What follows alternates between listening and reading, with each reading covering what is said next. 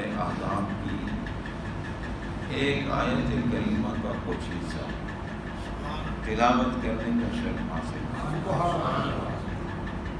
رب العالمین جل شانہ کا ارشاد پاک ہے وَمَن يُطِعِ اللَّهَ وَرَسُولَهُ، اور جو شخص اللہ تعالی اور اس کے رسول صلی اللہ تعالی علیہ وآلہ وسلم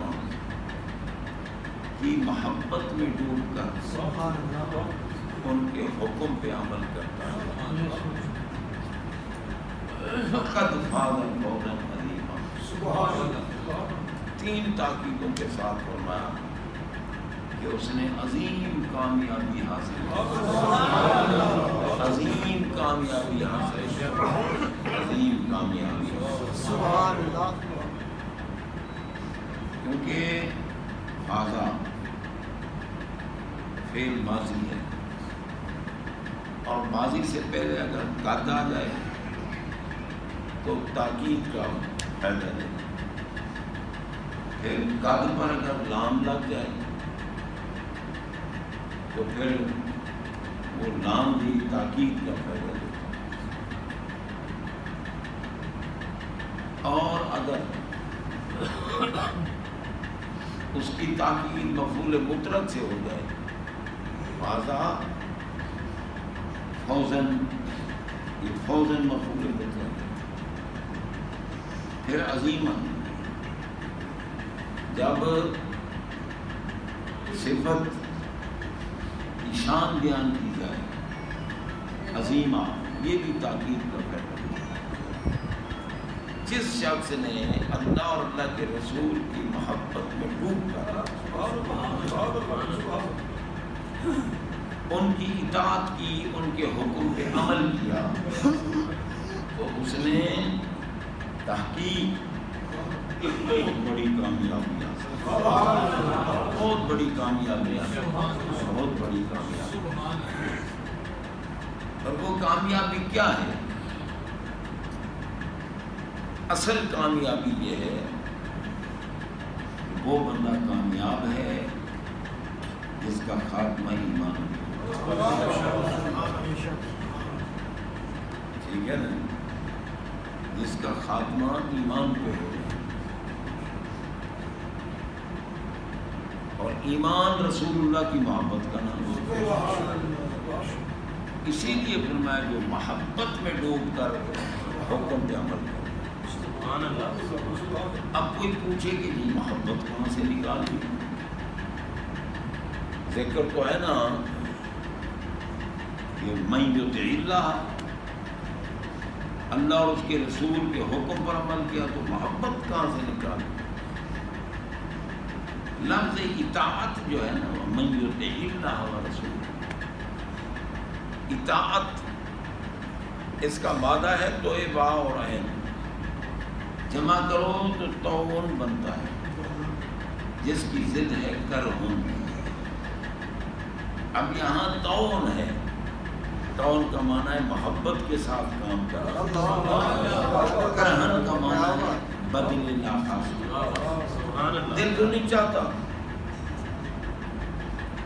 اب ہمیں کوئی کہے اوپر والے جو سپیکر ہے وہ بند کر دیں، کوئی بند تو ہم کر دیں گے کیونکہ حکمران کا حکم ہوگا، اگر نہیں کریں گے تو سزا کا خوف ہے۔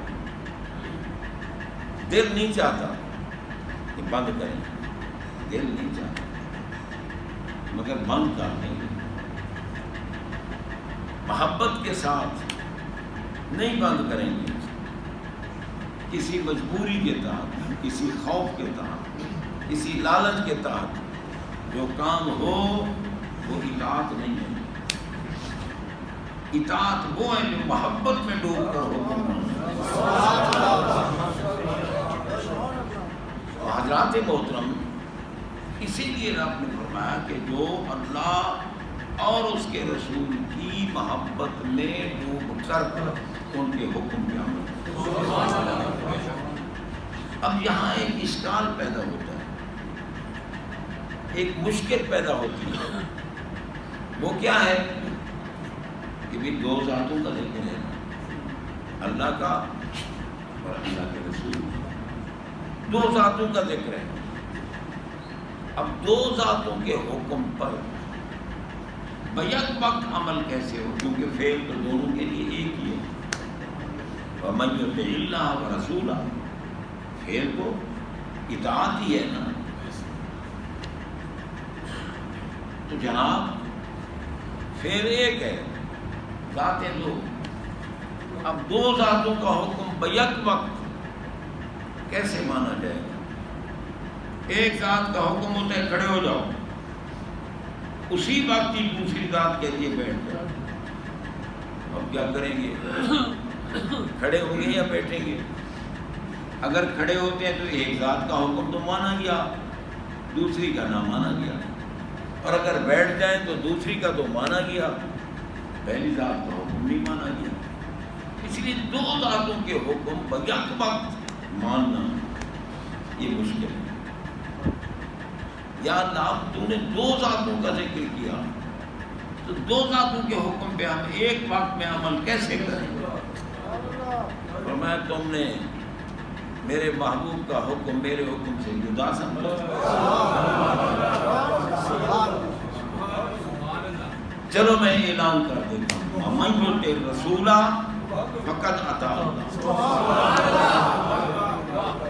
میں تو تمہیں نظر نہیں آتا، میرا تو کلام سننے کی تم میں طاقت نہیں ہے، جو صورت تمہارے سامنے بھیجی ہے نا انہی کی طرف دیکھو۔ جس نے ان کے حکم پہ عمل کیا یقیناً تحقیق اس نے میرے حکم پہ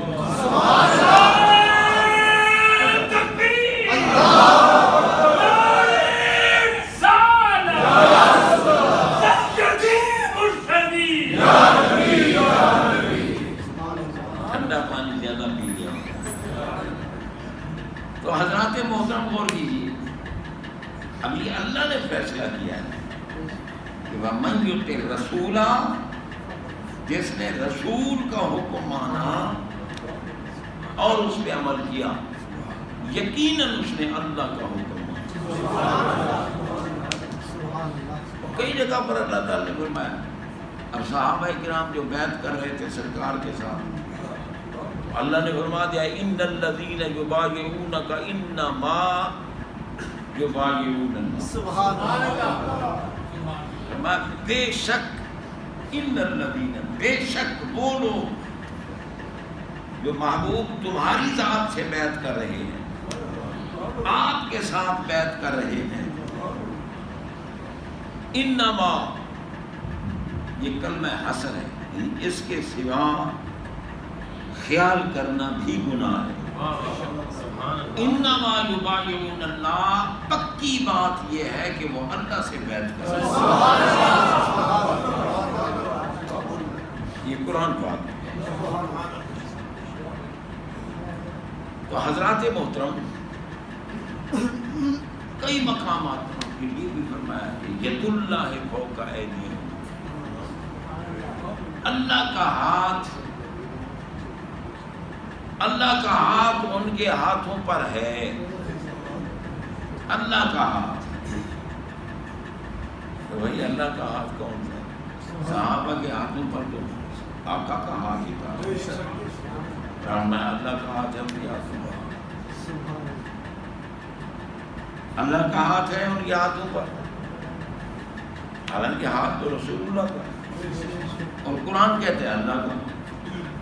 اگر وہ ہاتھ اللہ کا ہے تو جس کے ساتھ لگا ہوا ہے وہ کون ہوگا؟ جی نامرادوں نے قرآن پاک کے مفہوم کو نہیں سمجھا۔ دیکھو جی آنا بشر مثلکم قرآن میں نہیں ہے، اس لیے محبوب ہماری مثل بشر ہیں۔ تو اندھیر اگر ہماری مثل بشر غلط مفہوم لے کر یہ بات کہتا ہے تو پھر ادھر بھی مرنا کہنا کہ یہ ہاتھ اللہ کا ہے، جس کے ساتھ لگا ہوا ہے وہ کون؟ اب دیکھیں حکمت سے بھی ایک عرض کر دیتا ہوں، اللہ نے فرمایا قل انما انا بشر مثلکم، محبوب آپ فرما دیجئے، آپ فرما دیجئے انا بشر، میں بشر ہوں، مثلکم، تمہاری مثل۔ یا اللہ،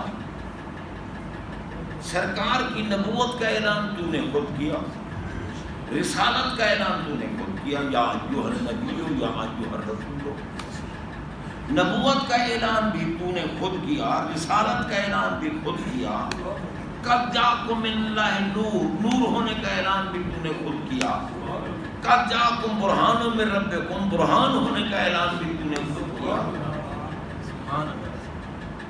شاہدا و مبشرا و نذیرا و داعیا الی اللہ باذنہ و سراجا منیرا، ان کے شاہد ہونے کا اعلان، ان کے مبشر ہونے کا اعلان، ان کے نذیر ہونے کا اعلان، ان کے سراج منیر ہونے کا اعلان، سارے اعلان تو نے خود کیے۔ تو یوں کیوں نہیں کہا کہ قد جاءکم بشر مثلکم، کہ تمہارے پاس تمہاری مثل بشر آ رہا ہے؟ سارے اعلان خود کیے، بشریت کی بات آئی تو فرمایا کل، محبوب آپ کہیں، آخر کوئی حکمت تو ہوگی نا کہ اللہ نے ان کی بشریت کا اعلان نہیں کیا، فرمایا آپ کہہ دیں یا اللہ سارے اعلان تو نے خود کیے ہیں، یہ بھی تو اعلان کر۔ فرمایا محبوب، عارضی صفت کا اعلان بندہ خود کر سکتا ہے، دوسرا نہیں کر سکتا۔ اب ہے ملک کا بادشاہ، صدر یا وزیر اعظم کی بات نہیں کر رہا، بادشاہ کی کر رہا ہے، ملک کا بادشاہ، لیکن وہ جب رعایا کے سامنے کھڑا ہوا، اس نے کہا بھائیوں میں تمہارا غلام ہوں، ٹھیک ہے نا جی، اس نے کہا میں تمہارا غلام ہوں۔ اب کئی بے وقوف بیٹھے تھے، پاگل بیٹھے تھے، کمینے بیٹھے تھے، انہوں نے کہا تم نے یہ کیا لگا رکھا ہے، یہ بادشاہ بادشاہ بادشاہ ہے، اور وہ تو خود کہہ رہا ہے میں تمہارا غلام ہوں۔ کئی عقل مند بیٹھے تھے، انہوں نے کہا پاگلوں بکواس نہ کرو، وہ کہہ سکتا ہے میں تمہارا غلام ہوں، اگر ہم کہیں گے تو ہمارا غلام ہے تو ہم باغی بن جائیں گے، ہم سے بغاوت ہوگی، ہماری سزا پھانسی اور موت سزا ہوگی، خبردار۔ وہ کہتا رہے میں تمہارا غلام ہوں، تم نے نہیں کہنا، تم نے کہنا ہے تو ہمارا بادشاہ ہے، بادشاہ ہے۔ محبوب تم کہتے رہو میں تمہاری مثل بشر ہوں، مگر کسی باغی کتے نے اگر تجھے کہا کہ یہ ہماری مثل بشر ہے، میں اسے سزا دوں گا جہنم میں موت کی سزا، کسی کو اجازت۔ جب میں خود نہیں کہہ رہا تو کسی اور کو اجازت اور نہیں۔ ملا اسی پہ بھولا ہوا ہے، دیکھو جی کل ہمارا بشر مثلکم، ارے کل کی سمجھ نہیں ہے تجھے، کل تو کہہ دے، اور وہ بھی جناب بندہ کوئی تو حکمت ہی نا کہ اللہ نے فرمایا آپ کہہ دیں۔ کیوں؟ فرمایا محبوب آپ کو میں نے اتنی شانوں سے نوازا ہے، اتنی عظمتوں سے نوازا ہے کہ تمہیں اپنی ذات کا بھی مظہر بنا دیا ہے، انہیں میں نے اپنی صفات کا بھی مظہر بنا دیا۔ تو کوئی یہ نہ کہے کہ خود خدا آ گیا ہے، یہ اللہ ہے، نفی الوہیت کے لیے تم کہہ دو میں تمہاری مثل بشر ہوں، میں اعلان کروں گا پاگلو اپنی مثل نہ کہنا، نور آ گیا ہے۔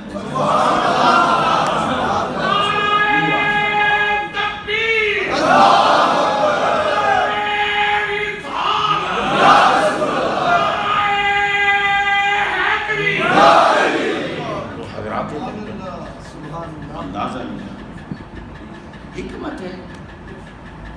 کیوں؟ فرمایا محبوب دیکھو، عزیر علیہ السلام 100 سال کے بعد زندہ ہوئے، ٹھیک ہے نا، 100 سال کے بعد ہم نے عارضی موت، یہ نیند دے دی، نیند بھی ایک عارضی موت ہوتی ہے۔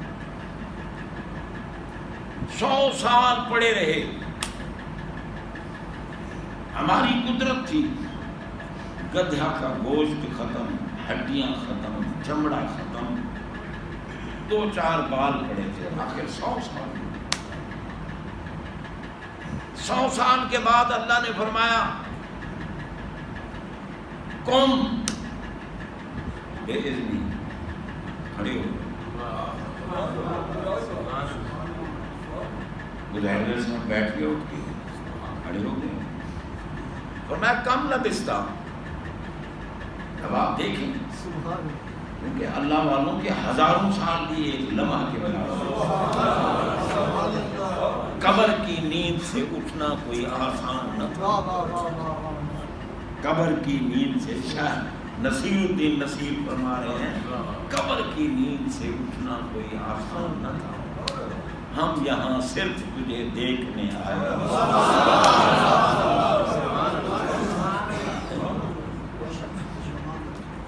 فرمایا کم لبستہ، عزیر کتنا وقت گزارا ہے؟ عرض کی لبست یومن او بعد یوم، یا اللہ ایک دن گزرا ہے یا دن کا کچھ حصہ، ایک دن گزرا ہے یا دن کا کچھ حصہ. رب نے فرمایا بل لبست مئۃ عام، تم نے 100 سال گزارا ہے. انظر الی طعامک، کھانا لائے تھے نا تم بھئی، کیونکہ وہاں اس دور میں کوئی ریسٹورنٹ یا کوئی ٹی اسٹال یا یہ تو نہیں ہوتے تھے. جا رہا ہوں راستے میں کہیں بھوک لگ جائے تو میں جو کھانا تم اپنے ساتھ لائے تھے دیکھو اس کو، لم یتسنہ، ٹھنڈا بھی نہیں، خراب بھی نہیں ہوا، ٹھنڈا بھی نہیں ہوا، سڑ بھی نہیں گیا. دیکھو ہے ویسے کیا ویسا ہی ہے. انظر الی حمارک، اپنے گدھے کو دیکھو، نہ گدھا ہے، نہ گدھے کا گوشت ہے، نہ گدھے کی ہڈیاں ہیں، نہ دوسرے گدھے کا چمڑا ہے، کچھ بھی نہیں. وہ ختم ہو گیا. کھانا تو چند گھنٹوں کے بعد خراب ہو جاتا ہے، اور گدھا تو 100 سال رہ سکتا تھا. صرف تمہیں دکھانے کے لیے کہ 100 سال گزرا ہے، گدھا ختم ہے، کھانا ویسے کیا ویسا. اور اللہ کا نبی 100 سال نیند میں ہے. آخر میٹھی میٹھی نیند ہوگی. لبست یومن و بعد یوم، ایک دن گزرا ہے یا دن کا کچھ حصہ. اب دیکھو، اب قبروں میں جن کو ہزاروں سال ہو گئے قبروں میں جلوہ فرما ہے، اور جو اللہ کے پیارے بندے وہ آج بھی زندہ ہیں، قبروں میں زندہ ہیں. تقریباً 2500 سال بعد ہمارے آقا شب معراج موسیٰ علیہ السلام کی قبر کے قریب سے 2500 سال بعد فرماتے ہیں مررت بموسیٰ ورأیتہ فإذا هو قائم یصلی فی قبرہ، میں موسیٰ کے قریب سے گزرا براق پر اور دیکھا میں نے کہ موسیٰ علیہ السلام قبر میں کھڑے ہو کر درود و سلام پڑھ رہے، کھڑے ہو کر محبوب کے لیے کھڑے ہو گئے، ورنہ قبر کی نیند سے اٹھنا. وہاں تو لطف اتنا ہے کہ جناب ہزاروں لاکھوں سال گزر جائیں جو آرام میں، اور ویسے پتہ لگتا ہے کہ ایک لمحہ آرام میں بندہ بالکل صحت مند ہو، اور وہ رات کو سوئے، اور رات ہو دسمبر کی اور ہو 14 گھنٹے کی رات، تو جناب وہ سوئے گا پتہ ہی نہیں چلے گا. کہے گا یار ابھی تو نیند ہی پوری نہیں ہوئی، فجر کی اذان بھی ہو گئی. اور جو بیچارہ دکھی ہے، بیمار ہے، درد میں مبتلا ہے، مصیبت میں، اس کے لیے تو ایک ایک منٹ گزرنا بھی مشکل ہو رہا ہے کہ کب گزرے کب گزرے کب. اس لیے حضرات محترم وہ قادر مطلق ذات ہے، جس کو جس عظمت سے نوازنا چاہے نواز. اب حضرت عزیر علیہ السلام کھڑے ہوئے، اللہ نے میں اب گدھے کو تم کہو. کہ کم باذن اللہ، میرے گدھے اللہ کے حکم سے کھڑا ہوا، گدھا کھڑا ہو گیا، اسی طرح بنا سجا جس طرح لائے تھے، سوار ہوئے، واپس اپنے گاؤں میں چلے گئے۔ لڑکے کھیل رہے تھے، انہوں نے ان سے جا کے سلام کیا اور کہا کہ میاں میں عزیر علیہ السلام۔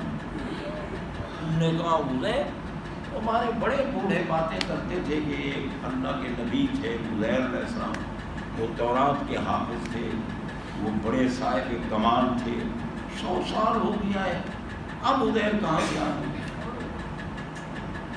وہ تورات کے حافظ تھے، فرمایا میں بھی حافظ ہوں، تورات پڑھنی شروع کر دی۔